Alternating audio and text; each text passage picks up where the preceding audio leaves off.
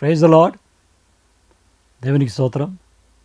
ప్రభువైన యేసుక్రీస్తు నామములో మీ అందరికీ వందనాలు. May God bless you. ఈరోజు మనము నిత్యత్వం గురించిన అవగాహనతో కూడిన జీవితము. ప్రతి మానవుడు ఒక గురితో జీవితము నడిపిస్తూ ఉంటారు.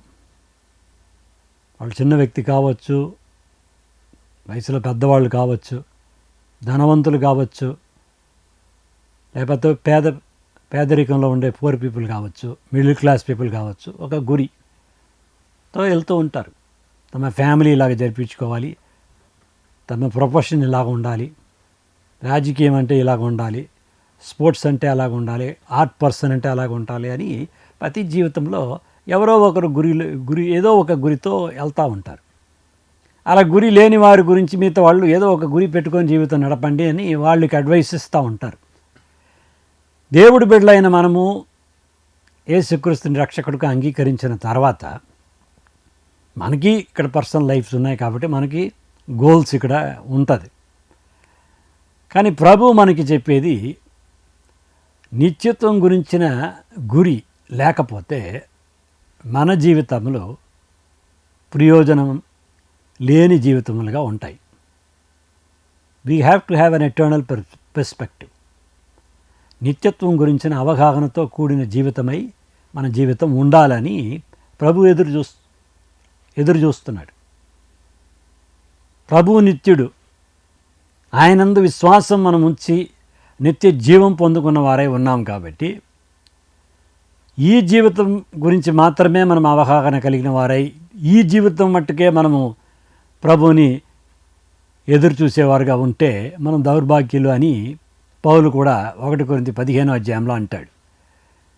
ఇప్పుడు ఈ నిత్యత్వం గురించిన అవగాహన మనకు కలగాలంటే ఫస్ట్ నిత్యత్వం గురించి మనం తెలుసుకోవాలి. నిత్యత్వానికి ఈ తాత్కాలికానికి ఉండే తేడా ఫస్ట్ మనం తెలుసుకోవాలి. ఈ తాత్కాలికం అని చెప్పిన మాటే మీకు అర్థమై ఉంటుంది. మనం 70 years ఆర్ 65 years ఈ జీవితంలో ఉంటాము. ఇది తాత్కాలిక జీవితం అని బైబిల్ సెలవిస్తుంది. రాబోతున్న జీవితమే నిత్యత్వంతో కూడిన జీవితం. దీని గురించిన అవగాహన మనము లేకుండా ఉండడం దేవుడికి ఇష్టం కాదు. అది మనకి నష్టం కూడాను. కాబట్టి ద బిగ్ పిక్చర్ అంటారు ఇంగ్లీష్లో. మనం ఒక ఆర్టిస్ట్ ఒక డ్రాయింగ్ వేస్తున్నాడంటే ఒక డ్రాయింగ్లో ఒక చిన్న భాగం ఒక మృగాన్ని ఒక కాళ్ళో తోకో చిన్నది ఉంటుంది. ఆ తోక అతను డ్రాయింగ్ చేస్తూ ఉంటాడు, కానీ ఆ యానిమల్ గురించి మర్చిపోడు. ఇది ఒక గుర్రము, ఇది ఒక సింహము, దీని తోక నేను రాస్తున్నాను, లేకపోతే ఇది ఒక ఏనుగు ఎలిఫెంట్ దీని తోక రాస్తున్నాను, వాడికి మైండ్లో ఉంటానే ఉంటుంది. ఆ ఏనుగుని అతను మర్చిపోడు. అదేలాగనే నిత్యత్వం. దాంట్లో ఒక చిన్న భాగం మ్యారేజ్, దాంట్లో ఒక చిన్న భాగం జాబ్. అలాగ మనం జీవిత భావం ఉండాలని కొన్ని వచనాలు మనం చూసుకోబోతున్నాం. మొట్టమొదటిగా ప్రసంగి 3:11 చూడండి. ప్రసంగి 3:11 చూడండి, మనం చదువుకుందాం. దేని కాలమునందు అది చక్కగా ఉండునట్లు, దేని కాలమందు చక్కగా ఉండునట్లు సమస్తమును ఆయన నియమించి ఉన్నాడు. సమస్తముని దేవుడే నియమించి ఉన్నాడు.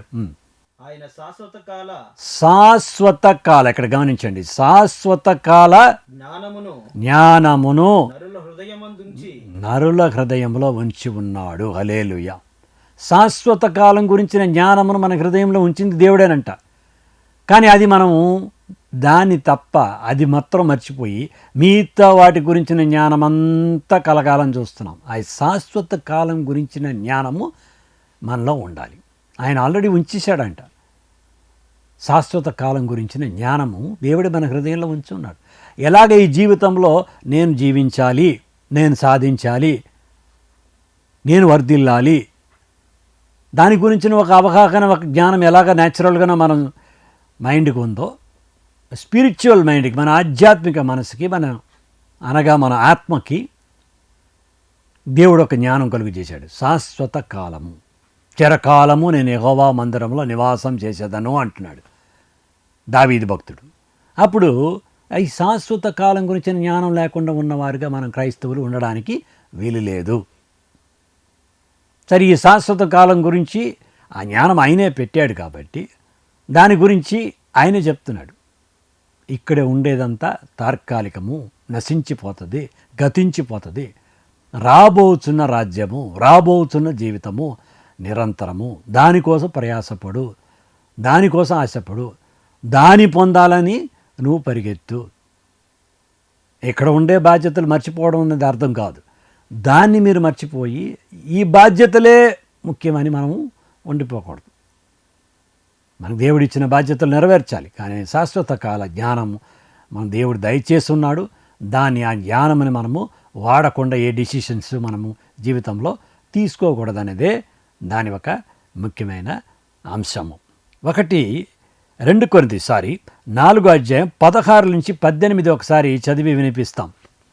కావున మేము ధైర్యపడము, మా బాహ్య పురుషుడు కృషించుచున్నను, ఆంతర్య పురుషుడు దినదినము నూతన పరచబడుచున్నాడు. చూడండి, 2 పురుషులు, ఒక వ్యక్తిలో 2 పురుషులు పౌలు గుర్తిస్తున్నాడు. శారీరక పురుషుడు, ఈ శారీరక పురుషుడు గురించే మనం పట్టించుకుంటున్నాం. బాడీ బాగుండాలి, ఆరోగ్యంగా ఉండాలి, తప్పు కాదు. కానీ ఇది ఎలాగైనా క్షీణిస్తూ పోతున్న శరీరం అంటున్నాడు. ఈ పురుషుడు దినదినము క్షీణించుకుంటూ వస్తున్నాడు, ఈజ్ గోయింగ్ డౌన్. కానీ ఆత్మ పురుషుడు, మళ్ళీ ఒకసారి చదవండి. కావున మేము అధైర్యపడము, మేము అధైర్యపడము, మా బాహ్య పురుషుడు కృషించుచున్నను, ఆంతర్య పురుషుడు దినదినము నూతన పరచబడుచున్నాడు. దినదినము నూతన పరుస్తున్నాడు అనే అవగాహన కలిగి ఉండాలి. స్పిరిచువల్ మ్యాన్కు ముగింపు లేదు, భౌతికమైన మానవుడికి ముగింపు. నీ ఒక భౌతిక శరీరానికి ముగింపు ఉంది, నీ ఒక ఆత్మ శరీరానికి ముగింపు లేదు. అది నూతన పరచబడుతూ ఉంది. శరీరపరమైన ఈ మానవుడు కృషించిపోతూ ఉన్నాడు అని ఆ వాక్యంలో మనము చదువుతున్నాం. రెండోది, ఇది ఏ ఒక వస్తువు, మన శరీరం మాత్రం కాదు, మనం హ్యాండిల్ చేసే ఏ వస్తువు, ఇల్లు, కారు, ఏ వస్తువు అయినా మానవుడి చేత ఏర్పరచబడింది ఏదైనాను కృషించిపోతుంది. ఈవెన్ దేవుడే సృష్టించిన చెట్లు లాంటి మనం ఒక భూలోకంలో చూసే కార్యాలు కూడా నశించిపోతూ ఉంటాయి. దేవుడు రాజ్యం అయితే శాశ్వతమైనది, ముగింపు లేనిది, నశించదు. దేవుడు సృష్టించిన ఆత్మ నశించదు అనే జ్ఞానం మనకి కలిగి ఉండాలి. అది దేవుడు మనలో కోరుతున్నాడు. శరీరపరమైన పురుషుడు కోసం ఎంతో ప్రయాసపడుతున్నాం. ఈ శరీరాన్ని దక్కించుకోవడం కోసం ఎంతో మనం పడుతాం. మందులంటూ, హెల్త్ విటమిన్స్ అంటూ, భోజనం అంటూ ఎంతో సంరక్షణ చేస్తున్నాం. కానీ ఆత్మ గురించి మనము పట్టించుకుంటున్నామా? ఆత్మ గురించి మర్చిపోతే ప్రయోజనము లేదు. లోకమంతటిని నువ్వు స్వతంత్రించుకొనను, ఆత్మని కూలిపోతే ప్రయోజనము లేదు. అప్పుడు క్రైస్తవులు అన్న వాళ్ళు ఈ ఆత్మ గురించి ఏనాడు మర్చిపోకూడదు. ఫస్ట్ నీ ఆత్మ గురించి మాట్లాడుతున్నాను. నువ్వు సహోదరుడి ఆత్మరక్షణ గురించి అది నెక్స్ట్. నీ ఆత్మను గురించి ఫస్ట్ పట్టించుకుంటున్నావా? నీ శరీరం గురించి నీకుంటే పట్టింపు, నీ ఆత్మను గురించి ఉందా అనేదే దేవుడిని ఈనాడు నీతో వేస్తున్న ప్రశ్న. నువ్వు క్రైస్తవుడై ఉన్నావు, దేవుడు నిత్యుడు అని నమ్ముతున్నావు, నిత్య జీవం ఇవ్వగలిగిన దేవుడు యేసుక్రీస్తు అని నమ్ముతున్నావు. అప్పుడు నిత్యత్వం గురించి నువ్వెంత అవగాహన కలిగి ఉన్నావు, దాని గురించి నీకెంత ఇంట్రెస్ట్ ఉంది అని దేవుడు మనతో ఈరోజు మాట్లాడుతున్నాడని నేను నమ్ముతున్నాను. దేవుడి నామాని మహిమ కలుగును గాక. తర్వాత మనము చూసినప్పుడు అది ఒక వచనము బైబిల్లో ఉంది. మనము 2 కొరింథీ 4:18 చూడండి. దృశ్యమైనవి అనిత్యములు, దృశ్యమైనదంతా అనిత్యము, అదృశ్యమైనవి నిత్యములు. అదృశ్యమైనవి నిత్యము అంటున్నాడు. ఫస్ట్ ఆంతరింగ పురుషుడు, భౌతిక పురుషుడు ఒక కంపారిజన్ ఇస్తున్నాడు. దాని తర్వాత మనం చూసేది విజిబుల్, ఇన్విజిబుల్. చూస్తున్న వస్తువులంతా అనిత్యమైనవి, కానీ మనం చూడని ఎన్నో విషయాలు ఉన్నాయి. మన ఆత్మతో సగా పరలోక రాజ్యంలో ఉండే దేవుడు ఒక విలువైన అంశాలతో సగా అన్నీ చూడనివి, కానీ అవి నిత్యత్వం కలిగినవి, అతిగా అమూల్యమైనవి. నిలకడగా ఉండగలిగినవి. ఇవి తాత్కాలిక. మనం దేనిపైన దృశ్యం ఉంటుంది, మనం దీనిపైన మాత్రం మనం దృశ్యం ఉంచితే మనం సోలిపోతాం. ఇది ఎలాగైనా సీజన్ మన బాడీ చూస్తూ ఉంటే రోజు మన వయసు అయినప్పుడు మన బాడీని చూసి మనము సోలిపోతాం. ఇల్లు కొత్తగా కడతాం, అది చూస్తూ వస్తాం, అయ్యో ఇల్లు కట్టాం 3 సంవత్సరాలు కూడా అవ్వలేదు, ఈ వర్షం వచ్చింది, అది వచ్చింది, ఇక్కడ ఈ ఊరిలో ఉప్పు గాలి చూడండి, అది పాడైపోయింది, పెయింట్ పాడైపోయింది, ఇది పాడైపోయింది అంటాం. కారు కొత్తగా కొనేటప్పుడు బాగుంటుంది, కొద్ది రోజులు పరిగెత్తాం, అయ్యో ఇన్ని లక్షలు పెట్టి కొనుక్కున్నాం చూడ గీత పడింది, చెడిపోయింది, కుమ్మేసారు ఎవరో తీసుకెళ్ళి. టీవీ కొన్నాం, క్షీణిస్తూనే ఉంది. ఏది మనం ఇది చేస్తున్నానో అది డౌన్ అవుతుందే ఉంటుంది. ఈ చూసేవి అన్నీ అనిత్యమైనవి అని దేవుడు వాక్యం సెలవిస్తుంది, కానీ చూడనివి నిత్యమైనది. సో ఫస్ట్ మనకేం కావాలి? అవగాహన. నా ఆత్మ నిత్యమైనది, నా శరీరము తాత్కాలికమైనది, నాకు కలిగిన వస్తువులంతా అనిత్యమైనది. దేవుడు నాకు కలుగజేయబోయే ఆశీర్వాదాలు నిత్యమైనది. దేవుడు కలుగజేసే పరిశుద్ధాత్మ నిత్యుడు. దేవుడు కలిగజేసే నిత్య జీవము ఎప్పుడు కొనసాగుతుంది. దేవుడి పోయే ఆధ్యాత్మిక బహుమానము, ఆధ్యాత్మిక క్రీడము నాకు ఎప్పుడూ ఉంటుంది. ఈ మైండ్ మనలో ఉండాలి. ఇది మనం ఎప్పుడూ మర్చిపోకూడదు. ఇలాగ మనం జీవిస్తే ప్రయోజనాలు 2 ఉన్నాయి. ఒకటి, దీని గురించిన జ్ఞానం మనకు కలిగినప్పుడు దీనివల్ల మనం మోసపోం. ఎక్కువ డబ్బులు సంపాదించాలని మన ఆత్మని కోల్పోయే అవకాశం ఉండదు. మనకు తెలుసు ఎక్కువ సొత్తు చేర్చుకోవాలి అనే ఆశతో మనం ఉండము. ఆశీర్వదించేది దేవుడు ఇచ్చేది మనం తీసుకుంటాం. కానీ దాన్ని మన పొక్కిషంగా, దాన్ని మనం విలువగల వస్తువుగా భావించకుండా నిత్యత్వాన్ని మనం చూస్తున్నాం. కాబట్టి వీటి నిమిత్తము సాతాను మనల్ని మోసపించడానికి అవకాశం ఉండదు. నిత్యత్వం గురించిన అవగాహనకి ఉండాలని దేవుడు ఎదురు చూస్తున్నాడు. నిత్యత్వం గురించి అవగాహన ఉండేటప్పుడు ఫస్ట్ నీలో ఉండే నిత్యత్వం ఏంటి అంటే నీ శరీరం కాదు, నీలో ఉండే ఆత్మ. దాన్ని దేవుడు మలికి జన్మించి దానికి నిత్య జీవం ఇచ్చున్నాడు. అది ఫస్ట్. రెండవది, నీకు చెందిన వస్తువులు, నీకు చెందిన పదవి, నీకు చెందిన అంతస్తు నిత్యత్వంతో కూడినది కాదు. ఎంత పెద్ద పదవిలో ఉన్నా అది తాత్కాలికము. ఎంత సొమ్ము సొత్తు ఉన్నా అవి తాత్కాలికం. వెండి బంగారం అయినా తాత్కాలికం. ఒకటి, దాంతో కూడా నువ్వు ఉంటావు, లేకపోతే నువ్వు వెళ్తావు, అది ఇక్కడ ఉంటుంది, ఎవరో దాన్ని వాడతారు. సో అది 2వ పాయింట్. ఇలాగ జీవించడం వల్ల ఏంటి ప్రయోజనం అంటే దీనివల్ల నువ్వు మోసం పోవడానికి అవకాశము లేదు. రెండవది, శోధనలు ఈ జీవితంలో వచ్చినప్పుడు నిత్యత్వం గురించిన అవగాహన నీ కలిగి ఉంటే నువ్వు ఓడిపోవు. నీ అసలు గురి ఏంటి? యేసుక్రీస్తు రాజ్యంలో నేను ప్రవేశించాలి, దేవుడి దరి నేను చేరుకోవాలి. అప్పుడు పౌలు చెప్తున్నాడు, ఈ లోక శ్రమలు తాత్కాలికము. ఇప్పుడు నిత్యత్వం నుండి కోటానుకోటి సంవత్సరాలు. ఇప్పుడు ఒక డాక్టర్ ఇంటికి వెళ్తున్నాం, ఒక మందుకో ఏదో మందులు ఇస్తున్నారు, ఒక కట్టు కడుతున్నారు, ఒక సూది వేస్తున్నారు. ఆ పిల్లవాడు ఏడుస్తాడు. మనకు కూడా ఆ సూది గుచ్చినప్పుడు పెయిన్గా ఉంటుంది. కానీ మీరు చేతులు కూడా ఎత్తడానికి అవ్వదు, ఈ సూది గుచ్చేస్తున్నాము, చూసుకోండి, కాపడం ఇచ్చుకోండి, పెయిన్ మీకు ఒక 1 డే 2 డేస్ ఉంటుందని. కానీ ఈ పెయిన్ మనము పెద్దగా తీసుకోము. ఎందుకు? ఆ అసలు రోగం పోయి మనం బాగా అయిన తర్వాత ఈ పెయిన్కి మన ఆరోగ్యానికి పోల్స్తే పెయిన్ ఉండేది 2 రోజులు, మన ఆరోగ్యంగా ఉండబోయేది ఎన్నో సంవత్సరాలు అని మనం చూస్తాం. బిడ్డ కనేటప్పుడు తల్లికి కలిగే బాధ few hours, కానీ బిడ్డ పుట్టిన తర్వాత ఆవిడకి ఏర్పరిచే అది ఇచ్చే సంతోషము ఎన్నో సంవత్సరాలు.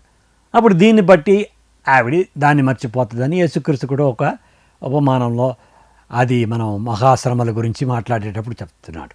అప్పుడు ఈ నిత్యం గురించిన అవగాహన కలిగేటప్పుడు సెకండ్ బెనిఫిట్ ఏంటంటే మనం మోసపోము. First benefit. రెండో బెనిఫిట్ ఏంటంటే ఈ శోధనలు మనకు సెగించే శక్తి మనకు వస్తుంది. భూలోకం అనేటప్పుడు శోధనల నుంచి మనం తప్పించుకునే అవకాశం లేదు, ఏదో ఒకటి వస్తూనే ఉంటుంది. మనుషులకు వచ్చే శోధన తప్ప వేరే శోధన మీకు రావటం లేదు అంటున్నాడంటే తప్పకుండా శోధనలు వస్తాయి. 1 కొరింథీ 10:13 మీరు వెళ్ళి చదువుకోండి. శోధనలు అందరికీ ఉంది. వచ్చినప్పుడు ఈ నిత్యత్వం గురించిన అవగాహన కలిగిన వ్యక్తి, విశ్వాసి, సేవకుడు ఎవడైనా వాడు సోలిపోడు. జయించాలనే మనస్తత్వంతో వాడు పరిగెత్తుతాడు. వాడిని ఈడిగా ఓడించడానికి వీల్లేదు, వాడు సోలిపోడు. ఎందుకంటే వాడు గురి వేరు. ఇప్పుడు నేను ఇల్లు కట్టేది మాత్రమే నా గురిగా ఉందని పెట్టుకోండి. ఆ జీవితమే ఒక ఇల్లు కట్టుకోవాలి అనే గురిలో ఒకళ్ళు ఉన్నారు. ఆ ఇల్లు కట్టుకోలేకపోయారు, వాళ్ళు సోలిపోతారు. నా జీవితమే వేస్ట్ అనుకుంటారు. ఒక పర్టికులర్ డిగ్రీ చేయాలని ఒకళ్ళు కోరుకుంటున్నారు.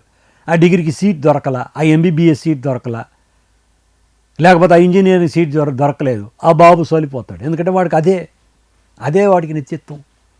ఇంకొకడు అనుకుంటాడు నేను ఒక స్పోర్ట్స్ మ్యాన్ అవ్వాలనుకుంటాడు, అవ్వలేదు, ఛాన్స్ రాదు, సెలక్షన్లో ఫెయిల్ అవుతాడు.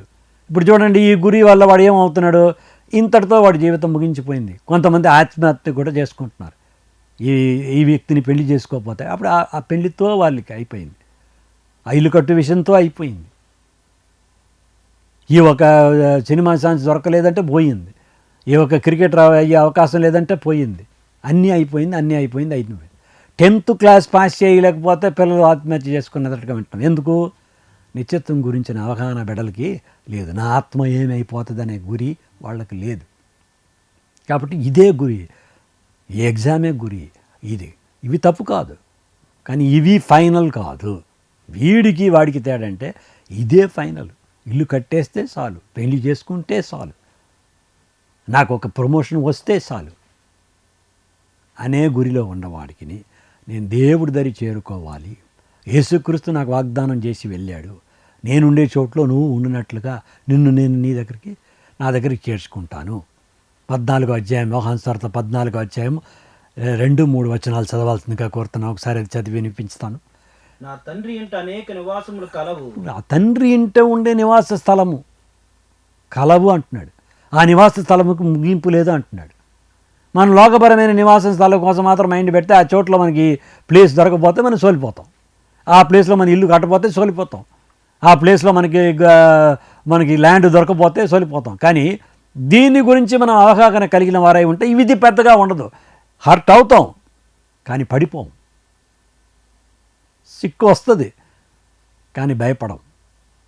అప్పుడు నిత్యత్వం గురించిన అవగాహన కలిగిన వాడికి, తాత్కాలికం గురించిన గురి కలిగిన వాడికి ఉండే తేడా ఇది. చదవండి.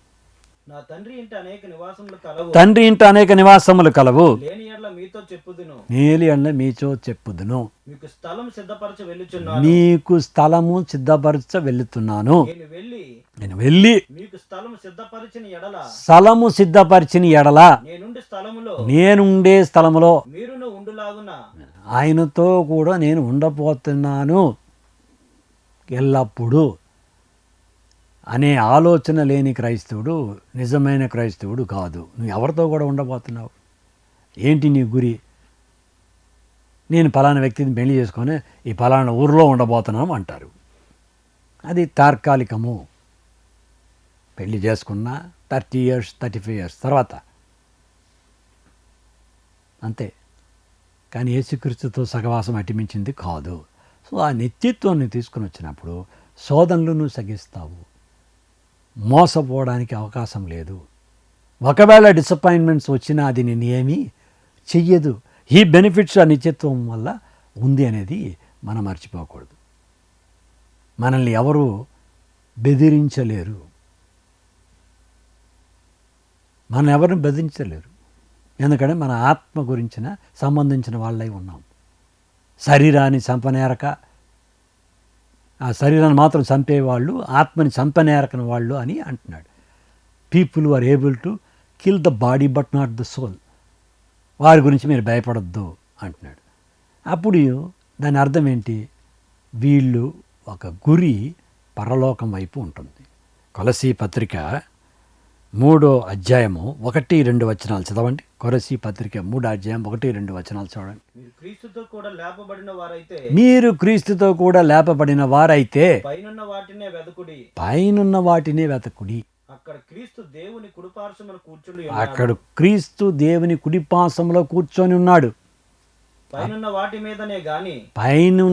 మీదనే గాని భూ సంబంధమైన వాటి మీద మనసు పెట్టుకొనకుడి.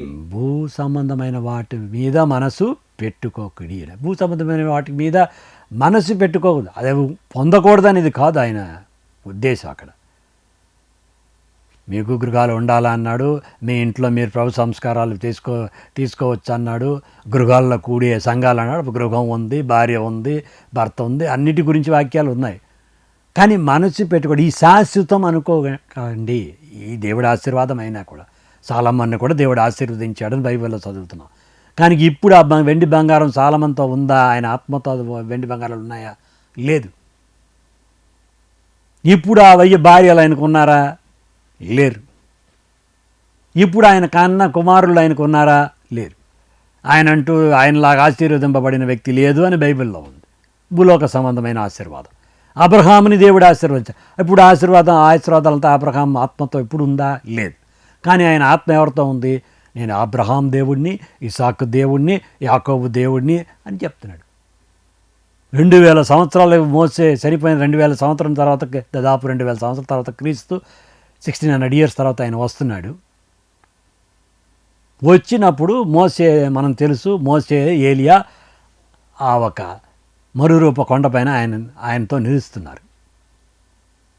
కేవలం ఈ ఐగుప్తులో ఉండిన ధనము, కేవలం ఈ ఐగుప్తులో ఉండిన ఫరో కుమారుడు అనే అంతస్తు అది ఉన్నింది ఆయనతో? లేదు, అది లేదు. అది శాశ్వతమైనది కాదు. ఒకానొక కాలంలో ఫెరో ఒక మనవుడు అనే ఇది ఉండింది ఆయనకి. తర్వాత ఇజ్రాయేల్ పెద్ద ప్రవక్త అనే పేరు కూడా ఉండింది. అది శాశ్వతం కాదు. కానీ దేవుడి సన్నిధిలో ఉన్నాడు, కనపడ్డాడు. ఆయన ఆత్మ యేసుక్రీస్తుతో మాట్లాడడం అపోస్తులు చూసి రాస్తున్నారు. అప్పుడు ఆత్మ నిత్యంగా వర్ధిల్లుతుంది అని అర్థం. కాబట్టి ఈ వచనాలు మనం చూసినప్పుడు మనం మనసు ఎక్కడ పెట్టాలి? పరలోకంలో పెట్టాలి. చివరిగా మనం మత్తయి సువార్త 6వ అధ్యాయం 19 నుంచి 21 చదివి విందాం. భూమి మీద మీ కొరకు ధనమును కూర్చుకొని, భూమి మీద మీ కొరకు ధనము కూర్చుకొనవద్దు. ఇక్కడ చిమ్మటయు తుప్పును తినివేయును, చిమ్మటయు తుప్పును తినివేయును, దొంగలు కన్నం వేసి దొంగిలిదరు, దొంగలు కన్నం వేసి దొంగిలిదారు. అప్పుడు ఇక్కడ ఏదైనప్పటికీ నశించిపోతుంది. ఎంత చేర్చిపెట్టినా ఏదో ఒక రకంగా దానికి ముగింపు వస్తుంది అని దానికి అర్థం. నువ్వు ఎంత చేర్చిపెట్టినా ఏదో కరిగిపోద్ది, ఎంత కట్టినా ఏదో ఒకటి ఇరిగిపోద్ది. కాబట్టి దీని గురించి నువ్వు పెద్దగా పట్టించుకోవద్దు. కానీ ఒక మాట చెప్తున్నాడు చూడండి. నెక్స్ట్, పరలోకమందు మీ కొరకు ధనమును పరలోకమందు మీ కొరకు ధనము కూర్చుకొనిడి. విశ్వాసం మూలంగా, ప్రార్థన మూలంగా, యేసుక్రీస్తుకు అనుకూలమైన జీవితం మూలంగా, ఇష్టమైన జీవితం మూలంగా, పరిశుద్ధ జీవితం మూలంగా పరలోకంలో నీకు ధనము చేర్చుకో. దేవుడి దగ్గర నీ క్రెడిట్ పెంచుకో. నిత్యత్వంలో నీకు ధనం పెంచుకో. పరిశుద్ధ ఆశీర్వాదాలు, పరలోక ఆశీర్వాదాలు కొరకు నువ్వు ప్రయాసపడు అని చెప్పి మనల్ని అడ్వైజ్ చేస్తున్నాడు. కాబట్టి మనము ఆ నిత్యత్వం గురించిన అవగాహన కలిగిన వారై ఉండాలని యేసుక్రీస్తు వారి వచనం మూలంగా స్పష్టంగా తెలియపరుస్తున్నారు. అటుమించిన అవగాహనతో కూడిన జీవితము దేవుడు మనకి దయచేయునుగాక. నిత్యత్వం గురించిన అవగాహనతో కూడిన జీవితము దేవుడు మనందరికీ దయచేయునుగాక. ఎటర్నల్ పర్స్పెక్టివ్ మనం ఎప్పుడు మర్చిపోకూడదు. నిత్యత్వం గురించిన ఒక గురి మర్చిపోకుండా ఈ జీవితంలో కూడా మనము విజయవంతంగా జీవితం కాక దేవుడు మనల్ని ఆశీర్వదించును కాక. ఆమెన్. Praise the lord.